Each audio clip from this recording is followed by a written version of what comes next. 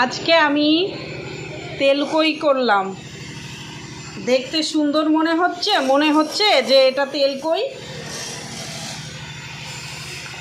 আর এই যে চুনো মাছ দিয়ে পেঁয়াজ দিয়ে কাঁচা লঙ্কা দিয়ে ভাজা করেছি।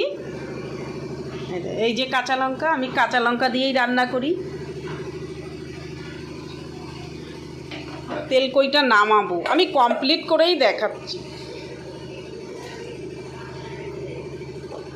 পরে আমি এই কড়াইটা দিয়ে এই খুন্তি দিয়ে কাচিয়ে রাখবো এর ভিতর। এক হাতে করছি তো, এক হাত দিয়ে তো কাচানো যায় না। দেখো অনেকটা ঝোল আছে, পরে আমি ঝোলটা এর ভিতর দিচ্ছি। তা কেমন হয়েছে তেলকইটা মনে হচ্ছে? আমি কিন্তু পুরোটাই দেখাতে পারলাম না, মানে কিভাবে আমি রান্না করছি, কিভাবে মানে কটটুক মশলা দিচ্ছি, কটটুক পেঁয়াজ দিচ্ছি, তারপরে আদা জিরে আর একটু টমেটো ঘষে দিয়েছি, আর তোমার কালো জিরে ফোড়ন দিয়ে করেছি তেলকইটা। আমি সুন্দরই করি। এই যে কাঁচা লঙ্কা, আমি সবসময় ঝোলে দিই, কাঁচা লঙ্কা তরকারিতেই দিই। আর যখন ডাল সম্বরে দিই তখন ওই দিয়ে আমি নাক চাপা দিয়ে রাখি, কেননা নাকে মানে নিঃশ্বাসে গিলে কাশি হবে, সেই কাশিটা তরকারিতে গিয়ে পড়বে, হাঁচি দেবো তরকারিতে গিয়ে পড়বে, এটা তো ঠিক না।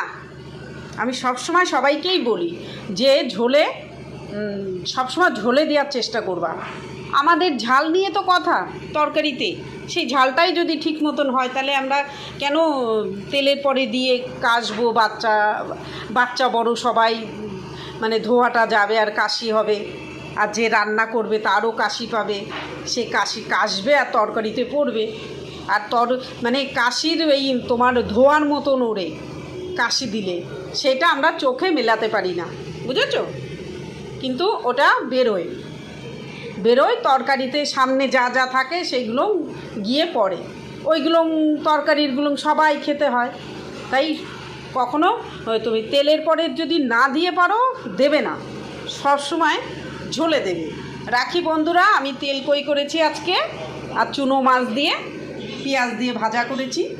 আজকে এই আমার রান্না।